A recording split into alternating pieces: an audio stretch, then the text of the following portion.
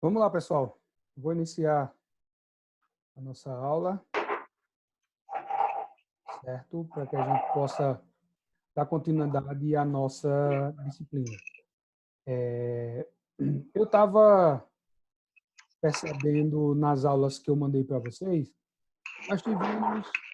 nós tivemos alguma visualização nas aulas, né? A gente viu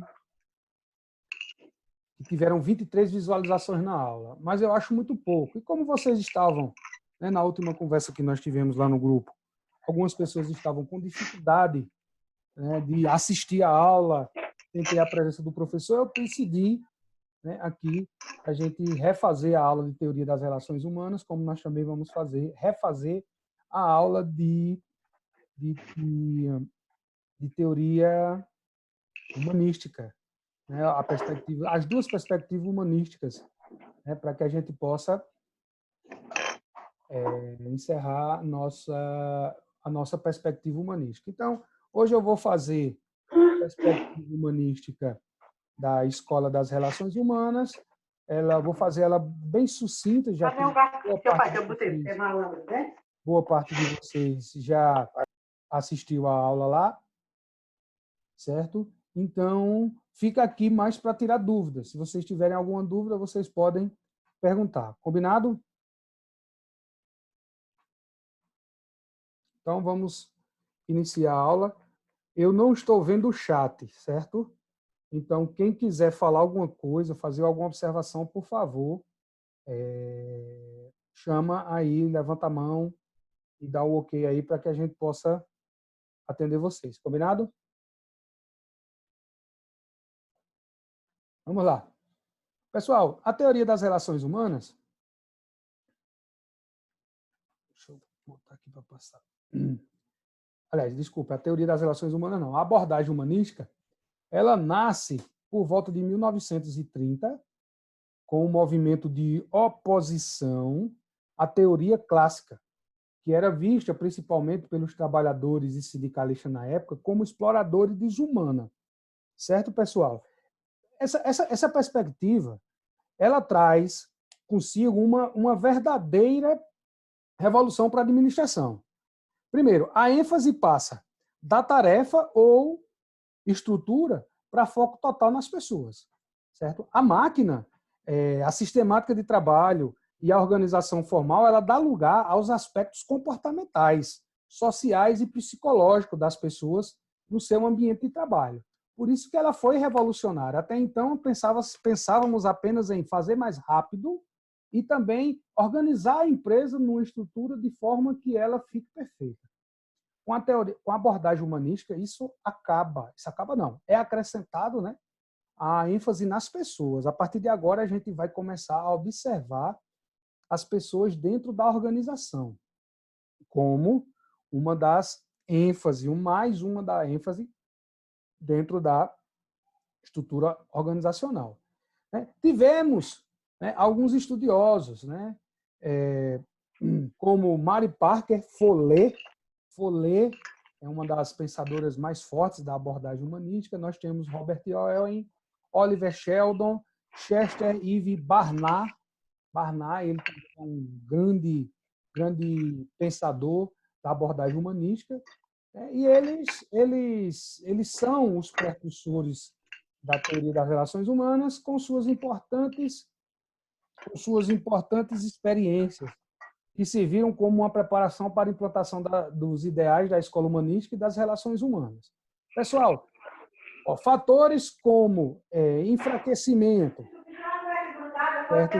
O sindicalismo, houve também uma expansão da filosofia humanístico-industrial. Nós tivemos as experiências de Hawthorne, que nós vamos ver um pouquinho mais na frente como foi que funcionou essa experiência de Hawthorne, certo? Para que a gente possa estudar um pouco mais e vocês terem vocês terem uma visão melhor de como se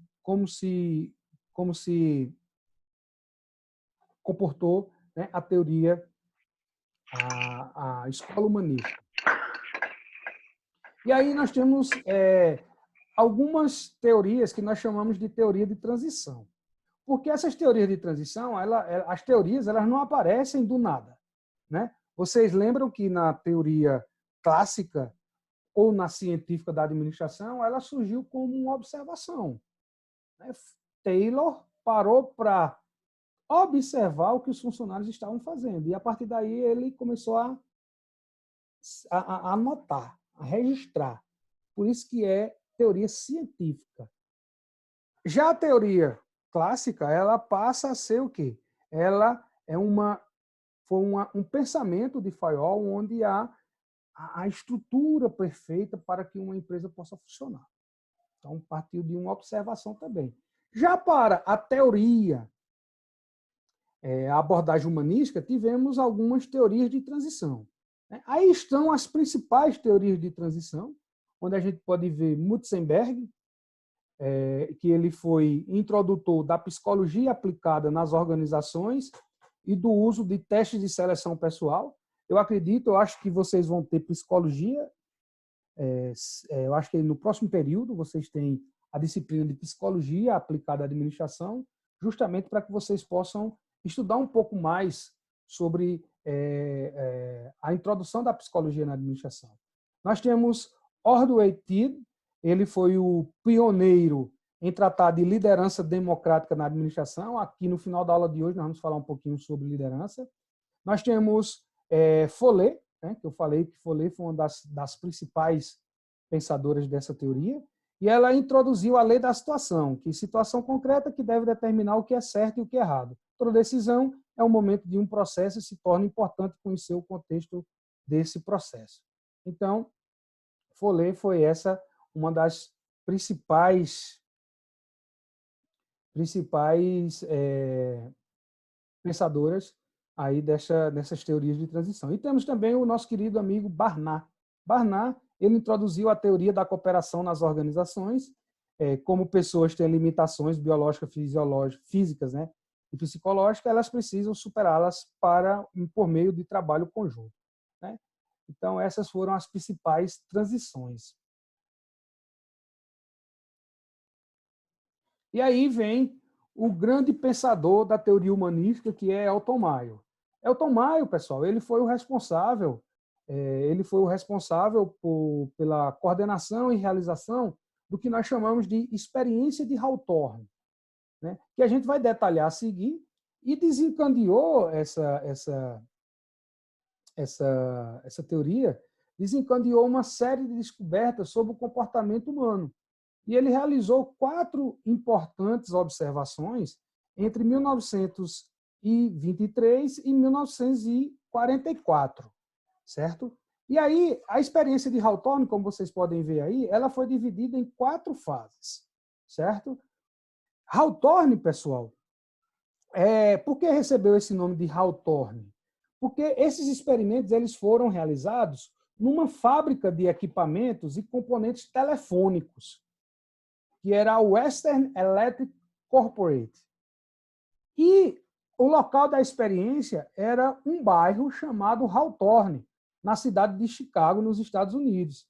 E essa experiência ela é de extrema importância, né, como eu já falei aí, na teoria das organizações, por inúmeras razões, né? Uma das razões é que, a partir desse estudo, é que os teóricos conseguiram conseguiram e começaram a aprender como se trabalha em grupo, né? E como os trabalhos em grupo, as atitudes, as necessidades dos empregados afetavam na motivação e no comportamento. Motivação nós vamos falar daqui a pouquinho, de motivação. Motivação nós vamos falar, para vocês entenderem o que é que se quer dizer motivação. A gente ouve falar muito de motivação, mas aí eu pergunto para vocês sabem o que é motivação? Quem da sala aí sabe o que é motivação?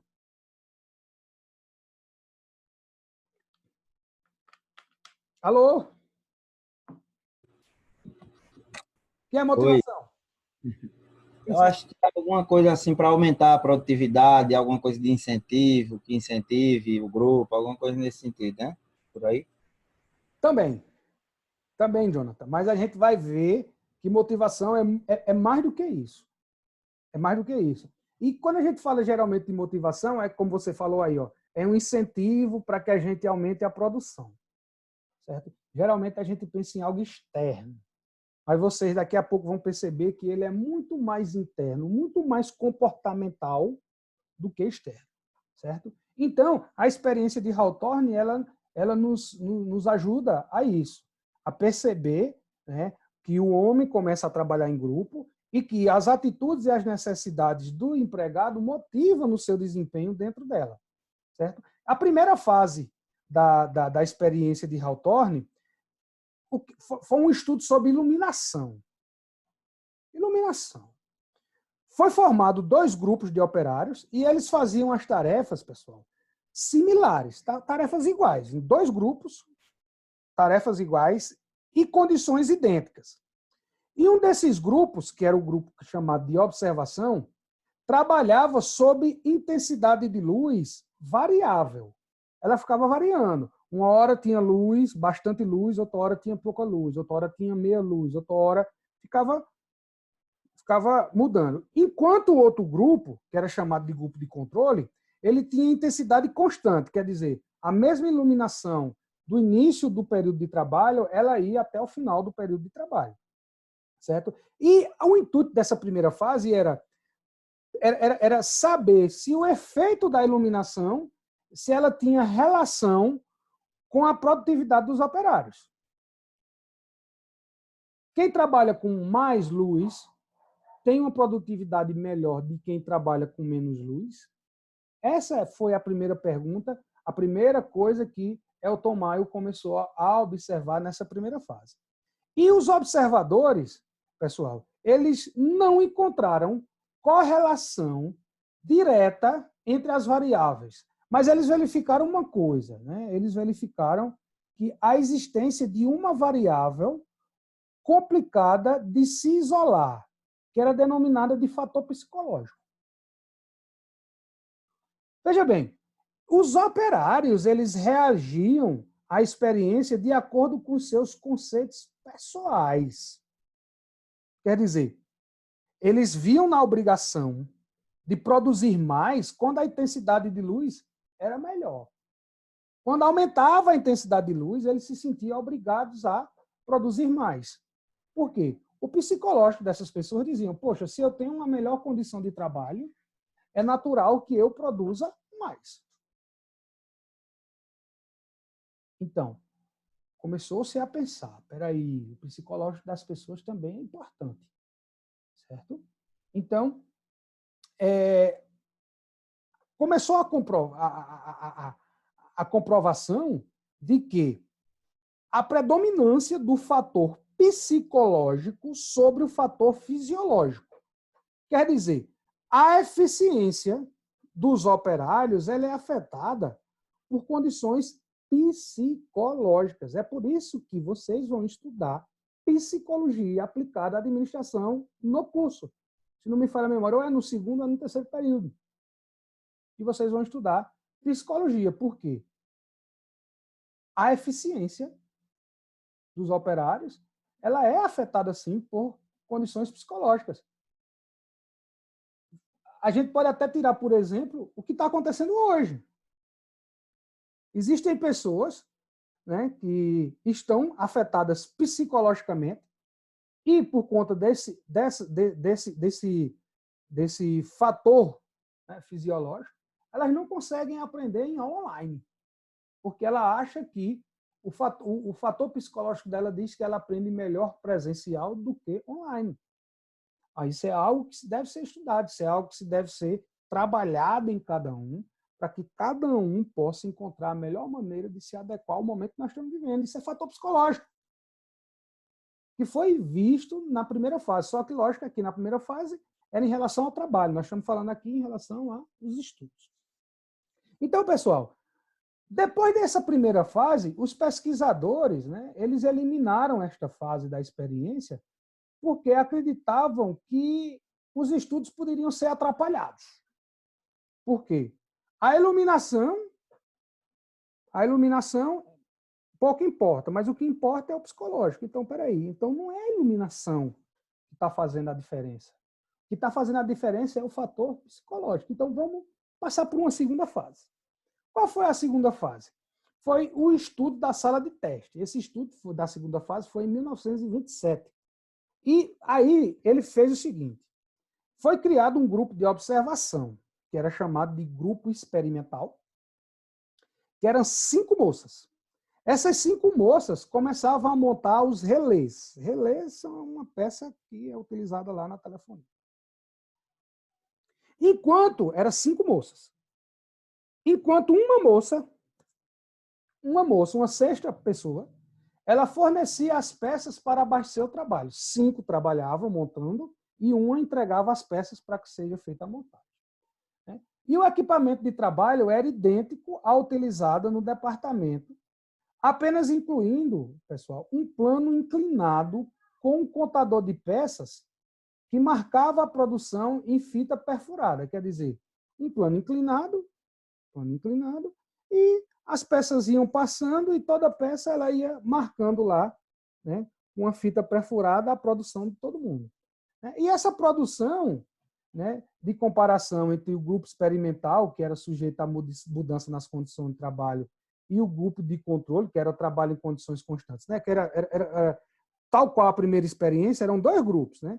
Um grupo com 5 moças e uma pessoa, 5 moças montando e outra entregando, a mesma coisa outro grupo, sendo que um grupo tinha condições de trabalho constante e o outro tinha condições de trabalho variável, né? E aí, o grupo experimental, eles tinham um supervisor, como no grupo de controle também. Agora, só que, além de um observador que permanecia na sala e observava o trabalho, assegurava também o espírito de cooperação das moças. Então, ele começava a coordenar, era tipo um supervisor, e ajudava as meninas a trabalhar. E elas foram convidadas, né, para participar nas pesquisas esclarecidas aos seus objetivos, onde elas iam determinar o efeito de certas mudanças na condição de trabalho. Então, quer dizer, elas estavam lá trabalhando, mudavam uma certa condição de trabalho, né? Após a condição ser dada, a mudança ser processada, as pessoas iam lá e perguntavam: e aí, como foi o trabalho hoje? Quando mudou? O que foi que aconteceu? Como foi que você se sentiu? Isso afetou o teu trabalho, atrapalhou, ajudou, e etc, etc, etc. Certo? E aí tinha os períodos de descanso, mudava-se os períodos de descanso, às vezes tinha lanche, um lanchezinho, às vezes reduziam o horário de trabalho, né? E a pesquisa com o grupo experimental, pessoal, foram divididas em 12 períodos, né? Vários períodos que aí, no material escrito que eu vou anexar lá na sala de vocês, eu vou explicar bem direitinho essas 12 fases, que são 12 fases que eram as variações, né? Como estabelecia a capacidade produtiva, olha, todo mundo tem que fazer 2.400 peças por semana. Um grupo era isolado do outro, outro modificou o sistema de pagamento, um grupo recebia por semana, outro grupo, quer dizer, diversas situações que no final foram 12, certo? E essa experiência dessa segunda fase trouxe a seguinte conclusão. Primeiro, as moças, né, que estavam trabalhando, elas gostavam de trabalhar na sala de provas, porque era divertido e a supervisão era branda, quer dizer, fraquinha, não era tão forte, não era tão incisiva. Ao contrário da supervisão do controle rígido da sala de montagem, né, que não permitia trabalhar com uma liberdade maior, né? Já a sala de a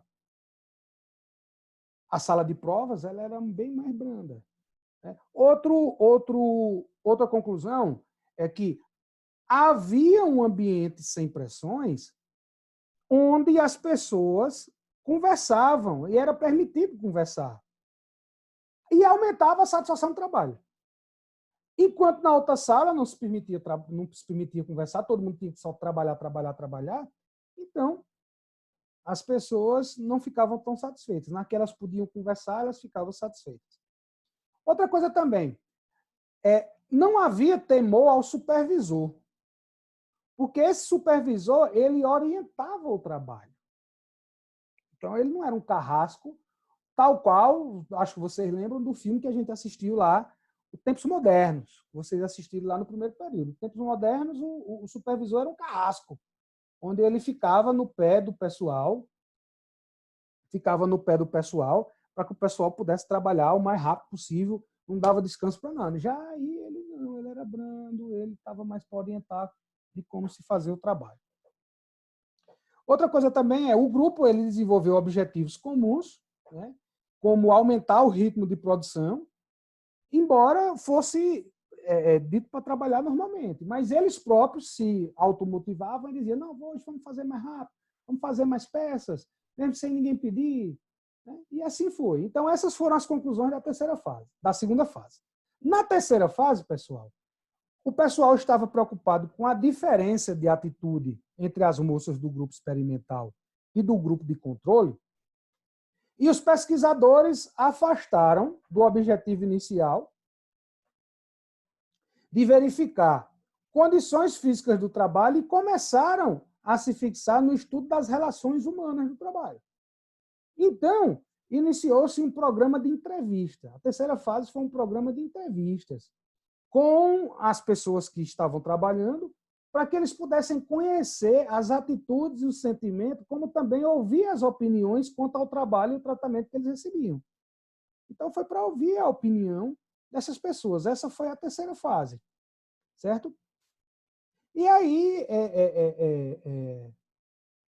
foram feitas várias perguntas, né? E essas perguntas, como elas eram direcionadas, eles foram norteando, né, essa terceira fase. E na empresa foi criada até uma divisão de pesquisas industriais, né, para que todo mundo fosse ouvido. Não só o grupo experimental, mas todo mundo na empresa ele também fosse ouvido. A quarta fase foi os estudos da sala de observação de montagem de terminais. Nessa quarta fase, foi para fazer uma observação, né, já que tinha o trabalho em grupo, era o grupo formal e o grupo informal. O grupo formal é aquele que os líderes são determinados pela alta direção da empresa.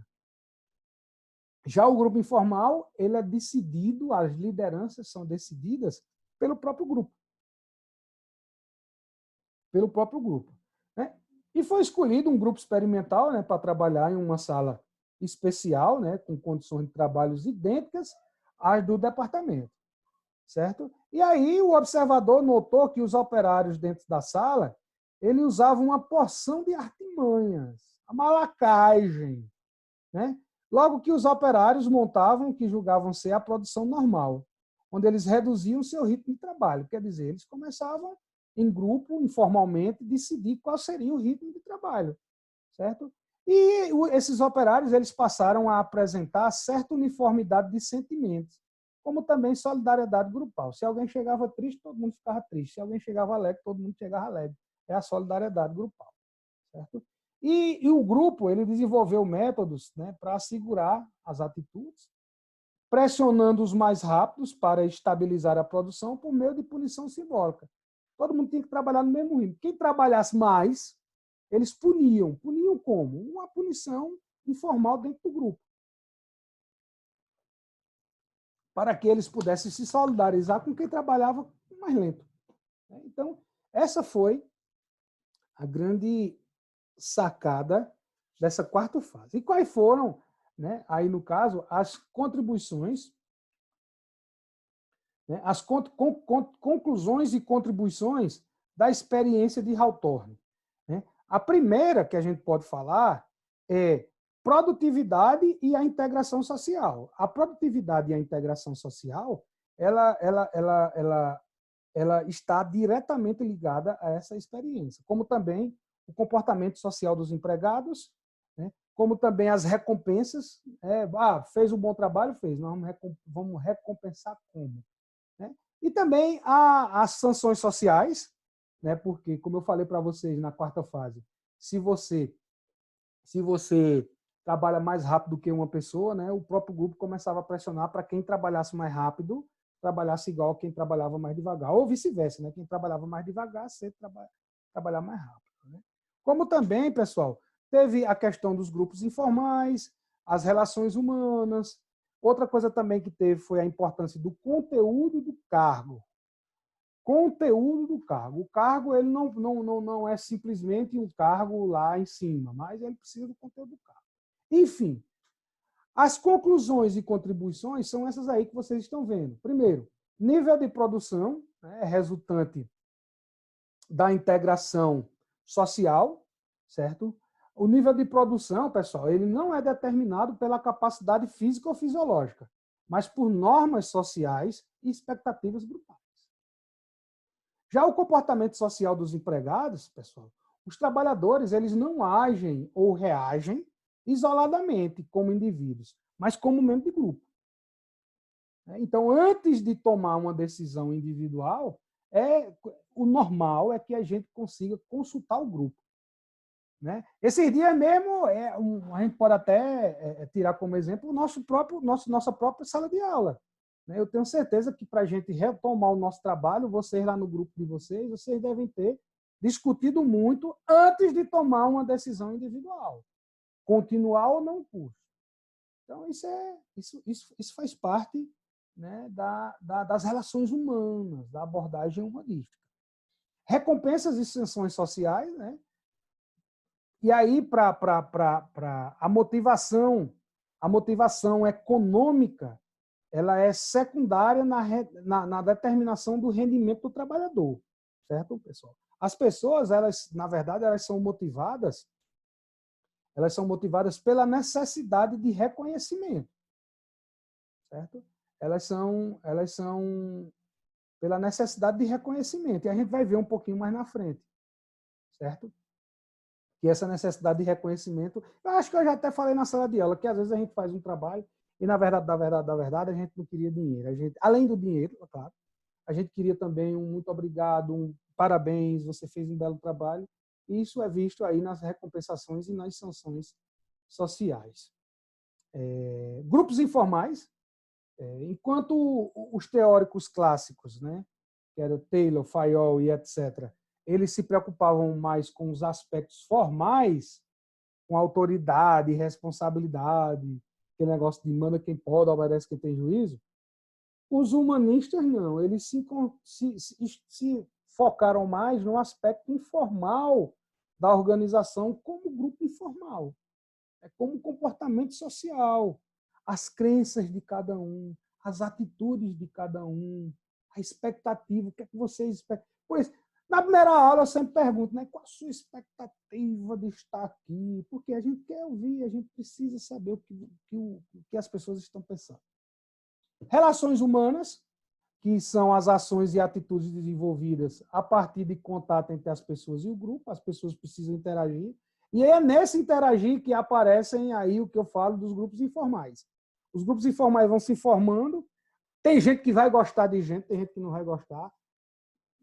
Relações sociais, a gente precisa estudar o comportamento dessas pessoas.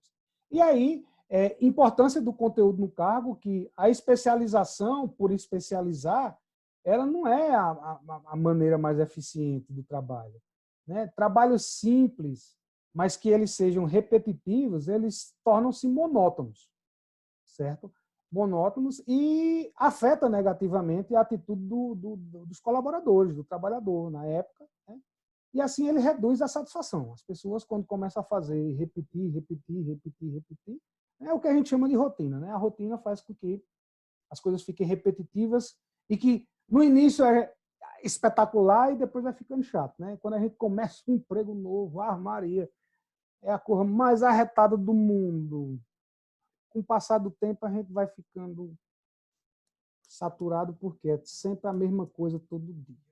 E, por último, aí, ênfase nos aspectos emocionais, que aí elementos emocionais não planejados e irracionais, eles merecem atenção especial da teoria das relações humanas. Merece tanta atenção que no curso de administração tem uma disciplina, como eu já falei, de psicologia aplicada. Então, pessoal, o comportamento humano, né, ele passou a ser o objeto de estudo das organizações. E ela desencadeou em uma série de pesquisas sobre motivação, liderança, comunicação, organização formal, informal, dinâmica de grupo. e uma série de coisas, né? E aí a gente vê, depois disso aí... Opa, travou aqui. Professor, Oi. pode repetir para mim a quarta fase, o que era estudos de quê?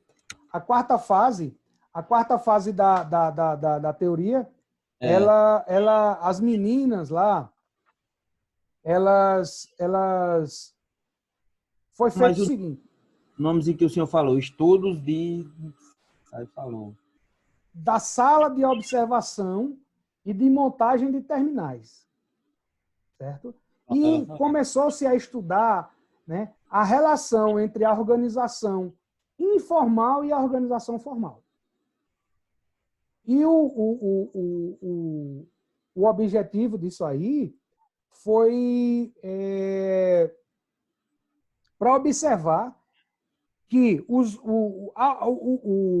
objetivo, o que eles observaram depois disso, é que os operários eles passaram a apresentar certa uniformidade de sentimentos e solidariedade grupal. Então, se uma pessoa estava mal, né, ela influenciava os outros grupos. Das duas, uma, ou todo mundo ficava mal, ou todo mundo ia tentar fazer com que aquela pessoa saísse daquela fossa, né, daquela tristeza para ficar leve. Então, é a solidariedade grupal, como também a organização formal e informal. A formal, que é dada pela empresa, e a informal, que é decidida pelos membros do grupo. A relação entre elas. E elas podem ser compostas por pessoas totalmente diferentes. E a gente não pode, em hipótese nenhuma, deixar que isso não seja uma realidade dentro da empresa. Não é que a gente, enquanto gerente, enquanto líder dentro da empresa, a gente só olha para o formal, não. Não. Existe o informal, ele deve ser levado em consideração e ele é muito forte, justamente por conta dessa solidariedade grupal que existe entre o líder, entre as lideranças formais e informais. Deu para entender? Deu sim, obrigado. E aí vamos para a decorrência das relações humanas. E aí, pessoal, ela trouxe, né, um olhar diferenciado para os trabalhadores das organizações, vendo-os como criaturas sociais, dotadas de sentimentos, desejos e temores. Olha aí, sentimentos, desejos e temores. Vocês lembram que na teoria científica o homem era extensão da máquina, né? Então o homem não podia falhar. Já aqui o homem é humano. Ele tem desejo, ele tem medos, então ele também pode falhar. E essa abordagem afirma que o comportamento humano é consequência de uma combinação de vários fatores. Fatores motivacionais, e as pessoas têm necessidade de diversos níveis que só são alcançadas na interação social, ou seja, por meio de grupo social a que estão ligados. Na maioria das vezes, para que a gente possa alcançar um objetivo, a gente precisa da ajuda de outras pessoas. A gente precisa estar dentro de um grupo social. E isso foi verificado na teoria das relações humanas. Certo? E aí, pessoal, é o seguinte. Alguém tem alguma pergunta? Alguma observação? Porque é o seguinte, nós estamos a 2 minutos para acabar essa aula daqui a 2 minutos ela vai cair, e vocês lembram que lá no grupo eu coloquei um outro link da parte 2 da aula para a gente ver a motivação humana, a liderança, para que a gente possa continuar a aula, mais uns 40 minutinhos de aula aí para a gente encerrar. Então, alguém... Só uma dúvidazinha aqui. Esses 12 períodos são da segunda fase, não é isso? Isso. Os 12 são da segunda fase, que no material que eu vou mandar para vocês, ele explica as 12 fases bem direitinho. Não, era só isso mesmo. Alguém tem mais alguma pergunta? Alguma observação? Estou falando rápido, estou falando devagar.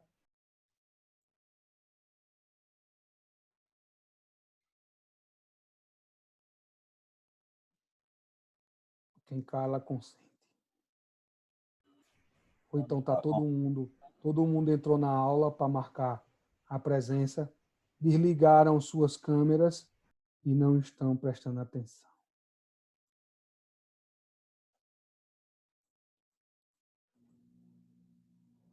É assim? Tem muita gente também com o microfone do notebook emprestar. Beleza. Mas aí, Dom é pessoal, ó, também. Então. vamos para outra sala agora, ok? Eu vou encerrar essa sala e todo mundo vai para outra. Combinado? Combinado, professor.